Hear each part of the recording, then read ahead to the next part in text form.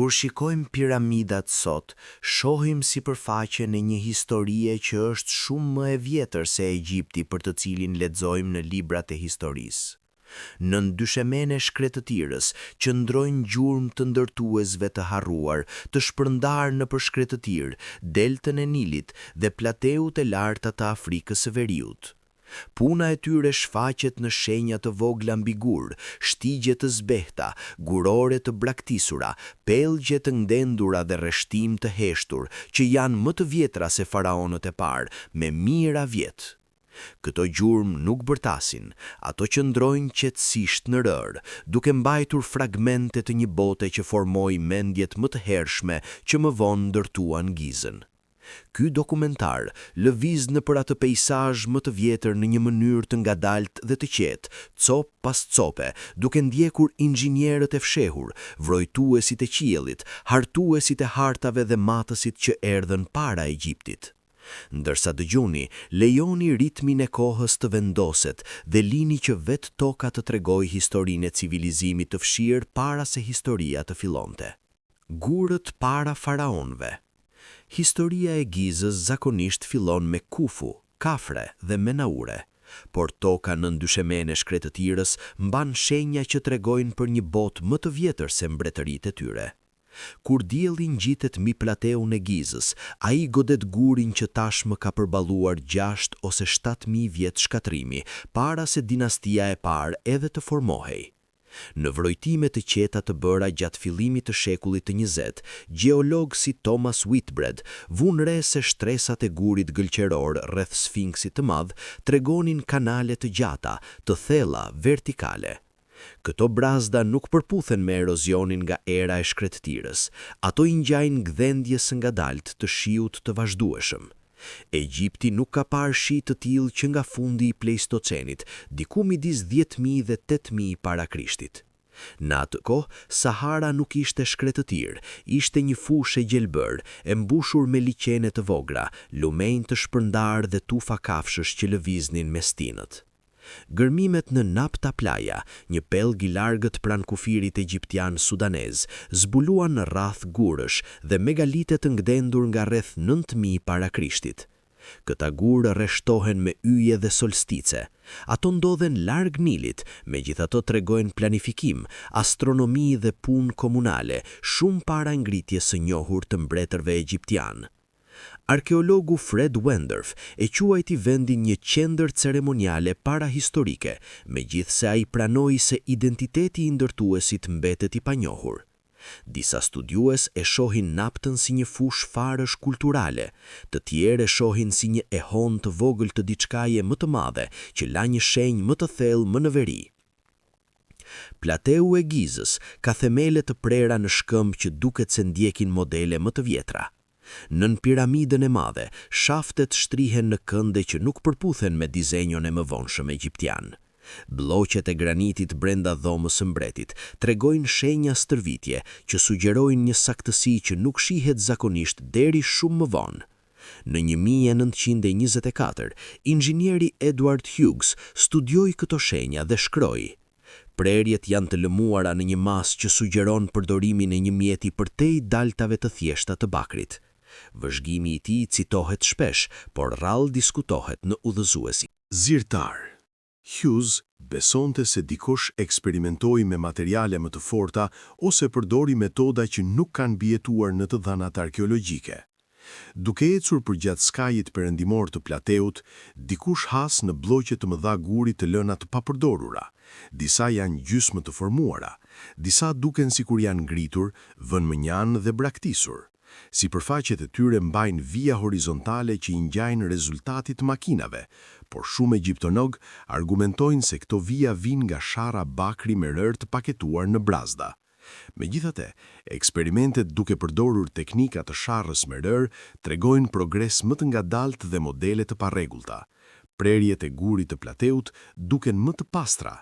Studiues si Robert L. Schoch dhe Colin Reeder kanë treguar kombinimin e shkatrimit nga shiu në mbylljen e Sfinksit dhe modelet e pazakonta të prerjes si provë të një faze më të vjetër ndërtimi. Ata propozojnë një datë më afër 7000 para Krishtit, ose më herët, kur klimat mund të kishte mbështetur një erozion të tillë. Vetë Sfinksi ngre pyetjet më tejshme. Koka e tij është e vogël krahazuar me trupin e tij, duke quar disa studiues të dyshojnë se u rigdhenth gjatë mbretërisë së vjetër.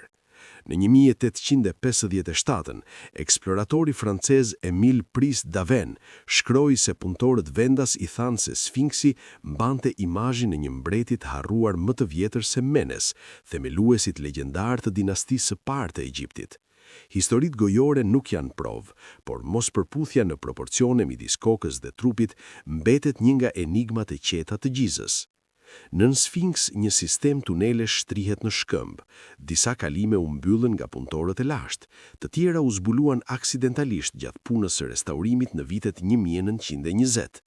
Një dhomë e njohur si Shafti i Osirisit shtrihet thellë poshtë rrugës së Kafrejt. Ajo përmban 3 nivele, secili i gdhendur me më shumë aftësi se sa pritej për një shaft varri të thjeshtë. Dhoma më e ulët mban një sarkofag guri të rrethuar nga uji. Asnjë mbishkrim nuk identifikon qëllimin e saj. Egjiptologët përgjithsisht e datojnë strukturën në periudhën e vonë, por nivelet e poshtme tregojnë mure të konsumuara nga uji që nuk përputhen me atë afat kohor. Debati rreth datimit vazhdon në heshtje, pasi pak studime rishikojnë dhomën e poshtme për shkak të përmbytjes. Një detaj tjetër qëndron në planimetrinë e piramidave të Gjizës. Të 3 strukturat rreshtohen me modelin e rripit të Orionit, por rreshtimi duket më i saktë në një datë rreth 10.500 para Krishtit për shkak të ndryshimeve procesionale në qiell. Inxhinieri dhe kartografi Charles A. Whitman vuri re në raportin e tij të vitit 1932 se pozicionet relative të piramidave përputhen më ngushtë me qiellin e mëhershëm se sa me qiellin e mbretërisë së vjetër. Kjo nuk provon një ndërtim më të vjetër, por sugjeron se kushdo që planifikoi Plateun kishte njohuri të cikleve astronomike që shtrihen më mirë vjet. Pranë fshatit Nazlet El Saman, punëtorët që gërmonin një kanal kullimi në 1999 gjetën një seri blogjesh guri të varrosura thellë poshtë sipërfaqes moderne. Këto blogje mbajnë shenja dalta që ndryshojnë nga prerjet tipike të mbretërisë së vjetër. Arkeologu Hasan El-Meksi regjistroi se disa gur ishin vendosur në një orientim që nuk përdorej në Egjiptin dinastik, duke sugjeruar se ato i përkisnin një strukture më të hershme të ripërdorur nga ndërtuesit e mëvonshëm. Zbulimi mori pak vëmendje publike, pasi nuk përshtatet me afatin kohor të vendosur. Nocioni i një kulture të harruar në rajon forcohet nga zbulimet përgjatë luginës e Nilit që janë më të vjetra se faraonët e parë. Kultura Merimde, rreth 4800 para Krishtit, ndërtoi vendbanime të organizuara me zona magazinimi dhe rrugë të planifikuara.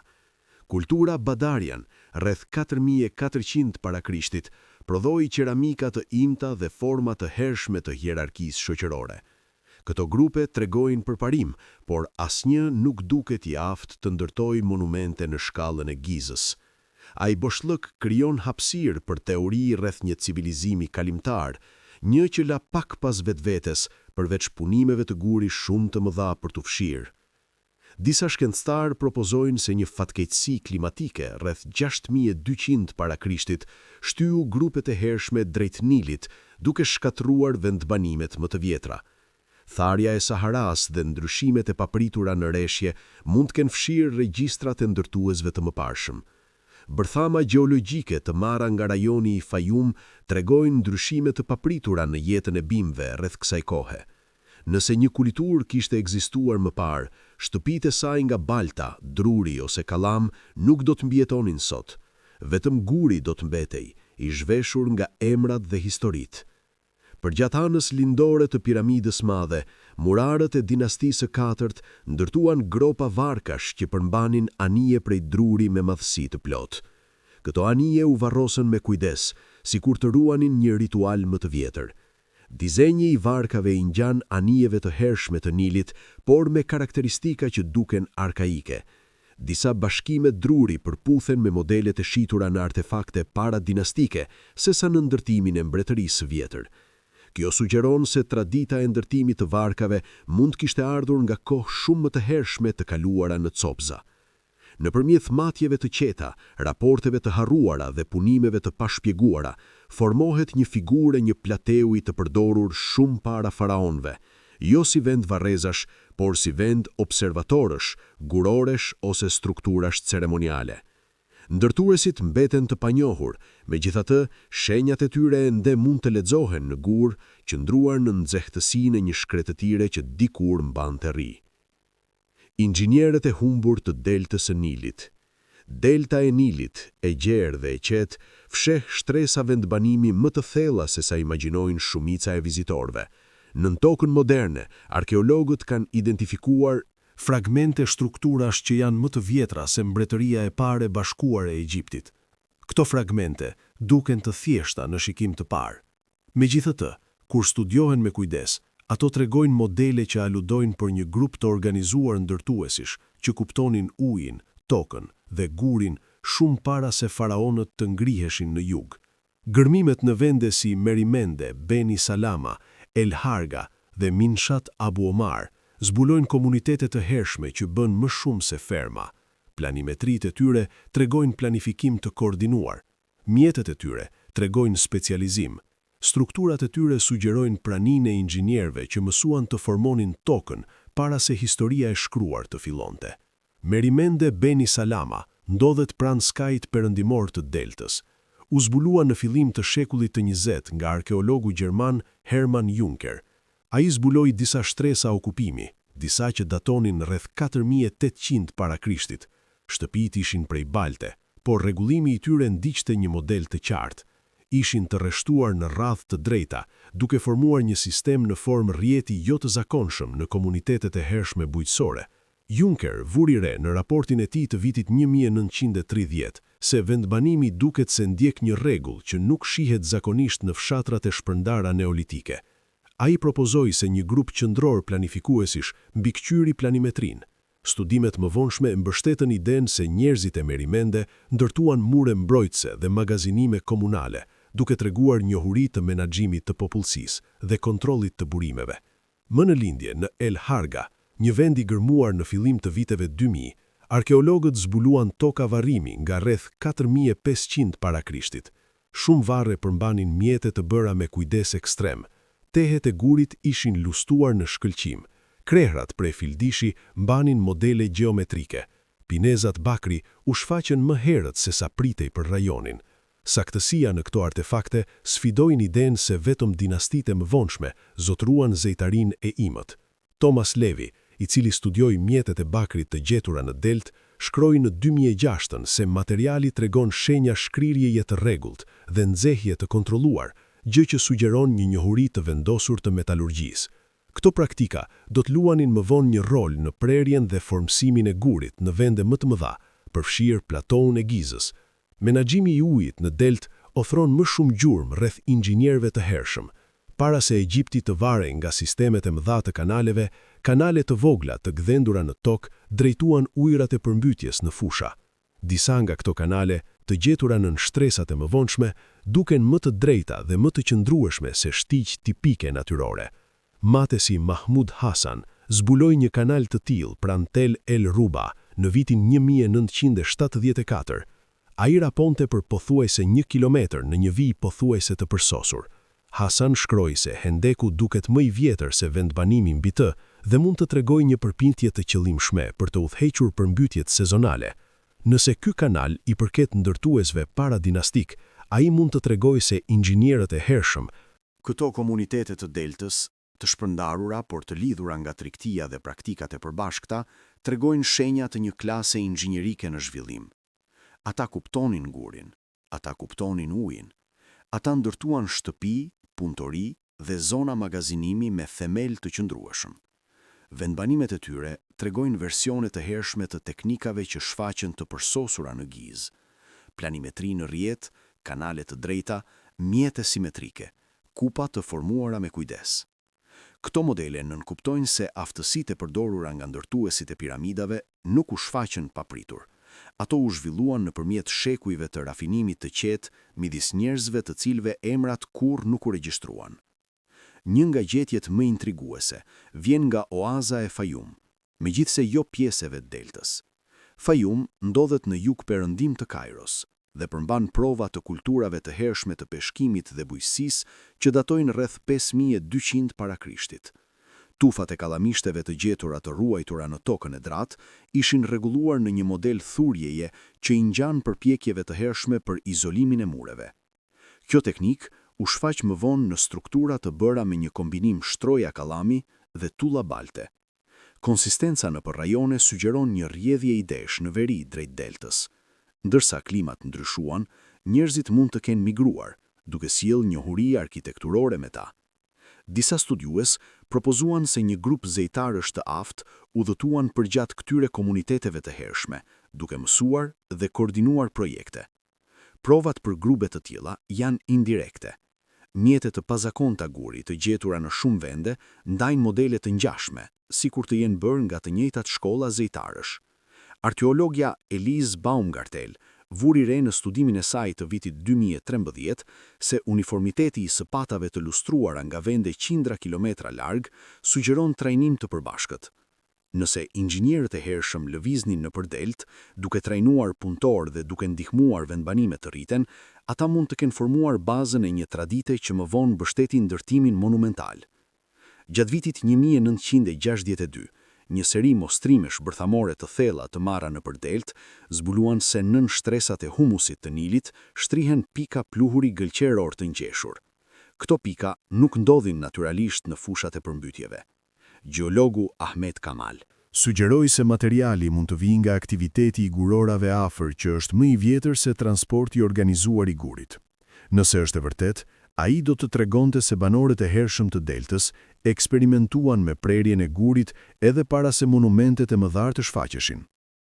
Ajo që mbetet e paqartë është nëse këta inxhinier i përkasin një grupi të vetëm të bashkuar apo disa komuniteteve të pavarura që ndan ide. Gjeografia e deltës me kanalet dhe kënetat e saj të shumta e bëri të vështirë që mbretëritë centralizuara të formoheshin herët. Megjithatë, provat e metodave të përbashkëta sugjerojnë një formë komunikimi. Dizenjet e varkave nga kjo periudhë, të zbuluara në dekorime poçerie, tregojnë anije të gjata të ngushta me mbajtëse të ngritura.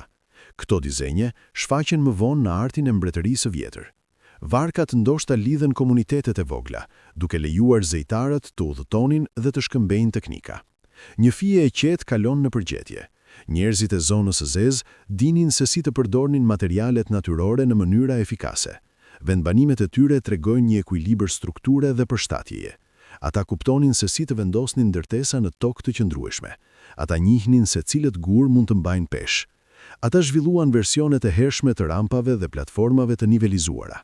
Këto praktika do të bëheshin thelbësore në Gizë, ku bloqe masive kërkonin matje të sakta dhe lëvizje të kontrolluar. Ndërsa inxhinierët e deltës nuk ndërtuan piramida, puna e tyre hodhi themelet për mendjeve që përfundimisht e bën. Përpjekjet e tyre tregojnë një rritje graduale në njohuri teknike, një që mund të gjurmojë një grup edhe më të vjetër. Disa studiues argumentojnë se këta inxhinier të hershëm trashëguan teknika nga një kulturë që ekzistonte para komuniteteve të deltës së Nilit. Modelet e gjetura në mjetet e vendbanimet e tyre mund të jenë jehona të mësimeve të kaluara nga një burim i harruar. Nëpërmjet strukturave të thjeshta dhe planifikimit të qetë, inxhinierët e deltës formojnë hapat më të hershëm drejt zotrimit të peizazhit të Egjiptit. Ndikimi i tyre mbetet i ngulitur në tokë, i varrosur nën shtresat e historisë më të re. Njerëzit e zonës së zezë. Skaji i Saharas mban kujtesa të një bote që nuk ekziston më. Sot është një vend nxehtësie, pluhuri dhe fushat gjata bazaltit të errët. Por nën këta gur të thatë, shtrihen gjurmët e një peizazhi që dikur ishte gjallë me ujë, barë dhe vendbanime të shpërndara. Arkeologët i referohen një shtrirje të këtij terreni të lashtë si zona e zezë, e emëruar jo për mister, por për shkëmbin vulkanik që njollos tokën. Shtrihet nga platou Gilf Kepir, në përpjesë të jug-perëndimit të Egjiptit dhe në Saharën lindore. Gjatë Holocenit e hershëm, midis 9000 dhe 6000 para Krishtit, kjo zonë mbështeti grupe të vogla njerëzish që jetonin rreth liqeneve sezonale dhe lëviznin me modele të parashikueshme të shiut.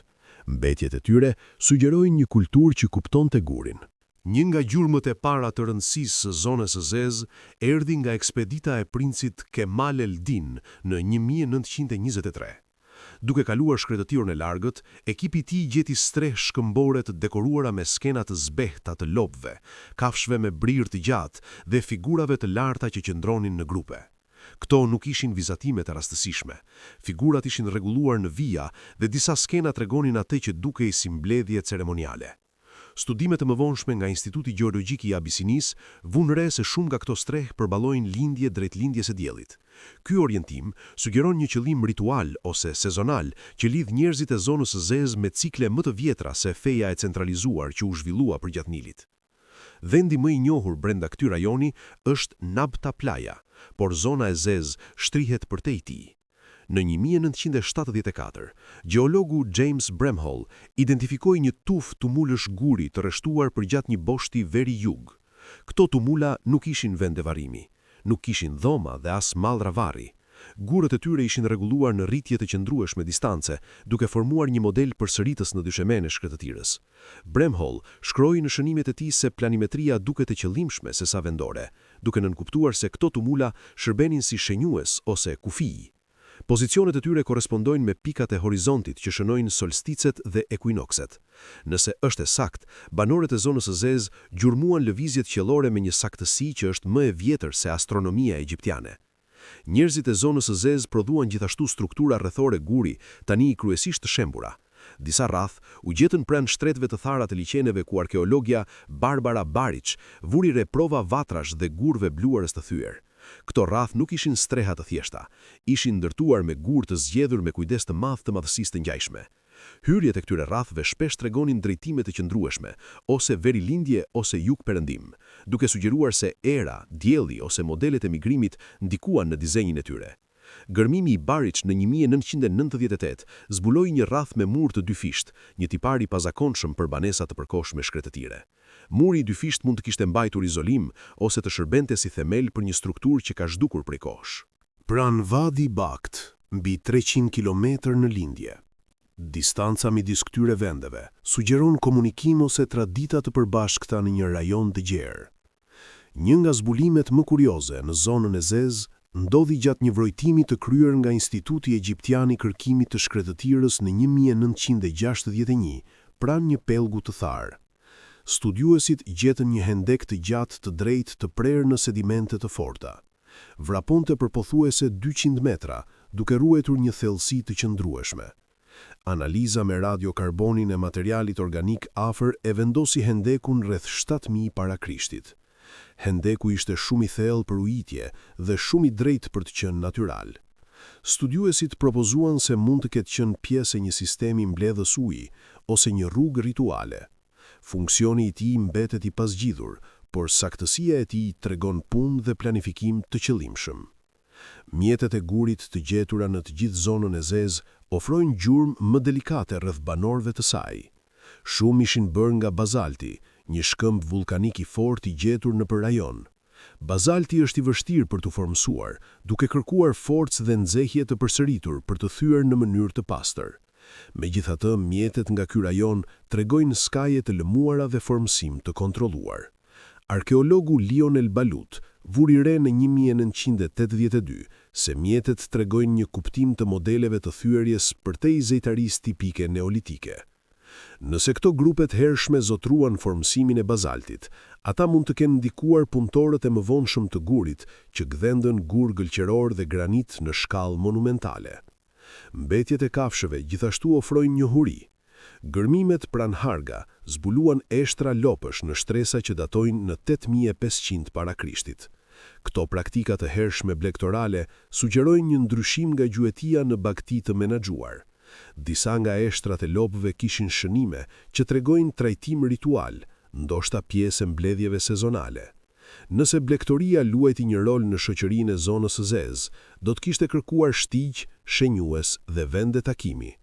Tumultat dhe rrathët e gurit mund të kenë qenë pjesë e këtyre ngjarjeve sezonale, duke formuar një themel kulturor më vonë të trashëguar nga grupet që migronin drejt Nilit. Modelet e migrimit nga zona e zezë drejt luginës Nilit duken të lidhura me ndryshimin e klimës. Rreth 6000 para Krishtit, reshjet ranë mrehtësisht, liqenet u thanë, kullotat u tkurrën. Grupet që dikur lulëzuan në shkretëtir, u zhvendosën në lindje në luginën e Nilit, duke sjellë traditat, mjetet dhe njohuritë e tyre. Studimi arkeologes Mary McDonald, mbi mbetjet skeletore, sugjeron se disa vendosës të hershëm të Nilit ndajnë tipare me popullsitë nga shkretëtira jugperëndimore. Kjo mbështet idenë se fermerët dhe inxhinierët e hershëm të deltës mund të kenë rrënjë në zonën e zezë. Një lidhje tjetër qëndron në orientimin e rrathëve të gurit të zonës së zezë. Drejtimet e hyrjes së tyre përputhen me orientimin e shtëpive të hershme të Nilit nga rajonet e Nilit. Fayum dhe deltës. Modeli me sy nga lindja i pranishëm në të dyja mund të pasqyrojë një praktikë rituale të përbashkët. Disa nga tempujt më të hershëm egjiptian gjithashtu përballojnë lindje. Ky rreshtim mund të tregojë vazhdimsi midis kulturave të shkretëtirës dhe civilizimeve të mëvonshme të Nilit. Disa studiues kanë sugjeruar se njerëzit e zonës zezë mund të kenë qenë pjesë e një tradite edhe më të vjetër, një që kaloi nëpër Sahara para shkretërimit të saj përfundimtar. Mjetet të caktuara gurit të gjetura këtu i ngjajnë mjeteve të zbuluara pranë Tasil Najer në Algjeri, ku arti i vjetër shkëmbor përshkruan skena të luginave të mbushura me ujë. Kjo ngjashmëri sugjeron lidhje kulturore të gjata ose migrime nëpër rajone që tani janë të shkreta. Njerëzit e zonës së zezë nuk lanë piramida, ata nuk lanë hieroglife, ata lanë modele, rrath, tumula, hendek dhe rreshtime të ngëndura në gur. Këto modele tregojnë një qasje të qëllimshme ndaj ndërtimit dhe vendosjes. Ata pasqyrojnë një kulturë që kuptonte ciklet e diellit dhe stuhisë dhe si të shënonte kohën në një peizazh tani të harruar. Kur bota e tyre u tha, ata mbartën njohuritë e tyre në lindje. Disa nga këto njohuri mund të kenë mbijetuar mjaft gjatë për të ndikuar fazat më të hershme të ndërtimit në Gizë. Lexuesit e parë të qiellit të Afrikës së Veriut. Nëpër Afrikë të Veriut, shumë para se tempujt e gurit të ngriteshin pranë Nilit, grupe vrojtuesish të hershëm shikonin qiellin me vëmendje të qëndrueshme. Ata nuk kishin gjuhë të shkruar, por kishin natën. Ata gjurmuan në rrëshqitjen e ngadalë të yjzive, harkun sezonal të diellit dhe kohëzgjatjen e errave që mbërritën me çdo ndryshim në mot. Shenjuesit e tyre, gur të thjeshtë të vendosur në tokë të hapur, ende qëndrojnë në fusha të shpërndara që shtrihen nga shkretëtira perëndimore në malet e Algjerisë jugore. Këta lexues të hershëm të qiellit jetonin midis 10.000 dhe 6.000 para Krishtit, kur Sahara ishte një kullotë e gjerë mbushur me liqene të cekta. Vëzhgimet e tyre duken të formojnë fillimin e një tradite që përfundimisht ndikoi ndërtuesit që planifikuan planimetrinë e Gizës. Një nga vendet më të hershme dhe më të studiuara lidhura me këta vrojtues është Nabta Playa. Por nuk ishte vetëm. Qindra kilometra në perëndim pranë plateut Tasil Najer në Algjeri, shtrehimoret shkëmbore zbulojnë piktura të figurave që tregojnë lart drejt modeleve të yjeve. Këto piktura datojnë rreth 8000 para Krishtit, bazuar në studime me radiokarbonin të depozitave përreth. Megjithse simbolite, ato tregojnë një kulturë të vëmendshme ndaj qiellit. Arkeologu Jean-Dominique Lajou vuri re se disa skena përshkruajnë vija të lakuara mbi figura njerëzore, ndoshta duke përfaqësuar hyjzi ose arqe lëvizjeje. Kuptimi i saktë mbetet i pasigurt, por këmbgulja e këtyre formave sugjeron se ato mbanin rëndësi në përbreza. Në 1967, gjatë një vrojtimi të plateut Diado në Niger, gjeologu R.C. Chart gjeti rreshtime guri të rregulluar në radhë të gjata. Gurët ndiqnin kënde jo tipike për vatha bagëtish ose struktura vendore. Analiza e mëvonshme tregoi se rreshtimet përputhen me pikat e ngritjes heliakale të Siriusit dhe Kanopus, rreth 7000 para Krishtit. Këta dyje ishin të rëndësishëm në astronominë egjiptiane më vonë. Shfaqja e tyre shënonte fillimin e përmbytjeve sezonale dhe ndryshimeve në ciklet bujqësore. Nëse vrojtuesit e hershëm tashme gjurmonin këta yje, atëherë rrënjët e vrojtimit të qiellit të Nilit mund të shtrihen shumë më larg se formimi i mbretërive të hershme të Egjiptit. Më në veri, pranë rajonit bregdetar të Tunizisë, arkeologët zbuluan një set gurësh të mëdhenj të sheshta, të rregulluar në harqe koncentrikesh. Vendi i quajtur Henshir El Hammam, sipas një fshati afër, mbetet i studiuar dobët për shkak të financimit kufizuar, por vëzhgimet fillestare sugjerojnë se harku i jashtëm përputhet me perëndimin e diellit gjatë solsticit të verës.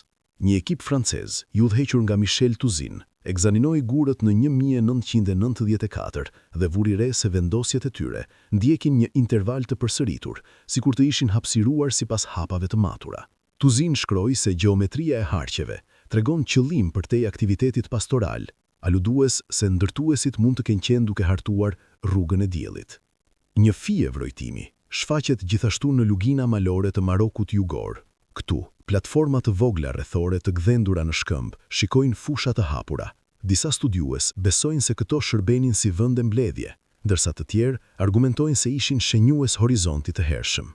Gjeologja Amina Benalu vërejti se disa platforma përputhen me maja të largëta malore. Këto maja përputhen me pikat ku dielli ngjitet gjatë ekuinokseve. Raporti i Benalus të vitit 2007 sugjeroi se platformat funksiononin si orë sezonale, duke lejuar komunitetet të gjurmonin në ndryshimet në dritën e ditës pa arkitekturë komplekse. Një gjurmë tjetër e rëndësishme vjen nga rajoni Adrar des Ifogas në Mali. Në 1983, një ekip që dokumentonte struktura parahistorike guri, gjeti një grup prej 6 shenjuesish të lartë, të rregulluar në një 6 këndësh të ashpër. Modelet e tyre të motit sugjerojnë një moshë të madhe. Kur astronomi David Ulansey analizoi orientimin e tyre, ai propozoi se 6 këndëshi mund të përshkruaj një version të thjeshtuar të yjezisë Orion. Disa nga shenjuesit përputhen me yjet e ripit. Nëse është e vërtet, kjo do jehonte rreshtimin e mëvonshëm në Giz. Ulansey paralajmëroi se ngjashmëria mund të jetë rastësi, por orientimi drejt pikave të ngritjes të Orionit rreth 9000 para Krishtit shton pesh mundësi se vendosjes të qëllimshme. Ajo që i bën këto tradita të leximit të qiellit interesante është përhapja gjeografike. Ato shfaqen në mijëra kilometra, megjithatë ndajnë elemente të Gur të thjesht në këmbë, harqe, rrath dhe shënjues të rreshtuar me ngjarje qiellore. Ndërsa asnjë provë direkte nuk lidh grupet me një kulturë të vetme të bashkuar, konsistenca sugjeron zhvillime paralele të ushqyera nga nevoja të ngjashme. Gjurmimi i stinëve do të ndihmonte gjuetarët të ndiqnin migrimet e kafshëve. Njohja e pikave të solsticit do të ndihmonte barinj të parashikonin rritjen e barit. Njohja e ngritjeve yjesore do të ndihmonte udhëtarët të navigonin në përfushat e gjera të Saharas së hershme. Një detaj më i qetë lidh këta vrojtues të qiellit me civilizimin e mëvonshëm të Nilit. Disa nga rreshtimet e hershme duken të gjurmojnë procesionin e ekuinokseve. Procesioni është lëkundja e ngadaltë e boshtit të tokës, duke shkaktuar që pozicionet e yjeve të ndryshojnë gjatë mijë vjeçarve. Duhen mbi 25.000 vjet për të përfunduar një cikël të plot. Njohja e këtij ndryshimi është e vështirë pa vrojtim afatgjatë. Megjithatë, radhët e gurve në Diado dhe shenjuesit në Adrar des Ifogas sugjerojnë se ndërtuesit e tyre vunë re ndryshime të vogla në pozicionet e yjeve. Kjo nënkupton njohuri brezash të bartura në përshekuj. Astronomi Gerald Hawkins, i cili studioi famshëm Stonehenge, ekzaminoi vendet e hershme sahariane në vitet 1970. Ai krahasoi modelet nëpër rajone dhe konkludoi se shënjuesit e Afrikës së Veriut përfaqësojnë disa nga përpjekjet më të hershme për të hartuar cikle të gjata në qiell. Megjithse gjetjet e tij u pritën me kujdes, ato nxitën matje të mëtejshme. Disa nga këto matje zbulojnë se vrojtuesit e hershëm gjurmuan jo vetëm yjet më të ndritshëm, por ndryshimet në pozicionet e tyre të ngritjes. Nëse po, ideja e një kulture astronomike parahistorike bëhet më e besueshme. Migrimi i traditave të leximit të qiellit drejt Nilit duket i lidhur me klimën. Ndërsa Sahara u tha rreth 6000 para Krishtit, grupet u zhvendosën drejt luginës së lumit. Ata sollën ritualet dhe njohuritë e tyre të qiellit me ta. Vendbanimet e hershme përgjatë Nilit tregojnë struktura të orientuara drejt ngjarjeve qiellore, veçanërisht lindjes së diellit. Tempujt më të hershëm një Hierakonpolis, megjithse të thjeshtë në formë, përballojnë lindje. Tradita e rreshtimit të strukturave me modele kozmike mori rrënjë më të thellë ndërsa kultura e Nilit u rrit. Kur ndërtuesit e mëvonshëm planifikuan plateun e Gizës, ata përdorën drejtime kardinale me saktësi befasuese. Piramida e madhe devion nga veriu i vërtet vetëm me një fraksion të vogël të një shkalle. Ky nivel saktësie sugjeron teknika të trashëguara rafinuara gjatë shekujve. Lexuesit e parë të qiellit të Afrikës së Veriut mund të kenë kontribuar këtë trashëgimi, jo drejt për drejt, por nëpërmjet transferimit të ngadaltë të njohurive nëpër kohë. Mund të jeti dobët, por jehon qetësisht në përreshtimet të shitura më vonë në Egjipt. duke formuar një nga fijet më të hershme që lidhin kulturat e harruara të Shkretëtirës me planifikimin e Gizës.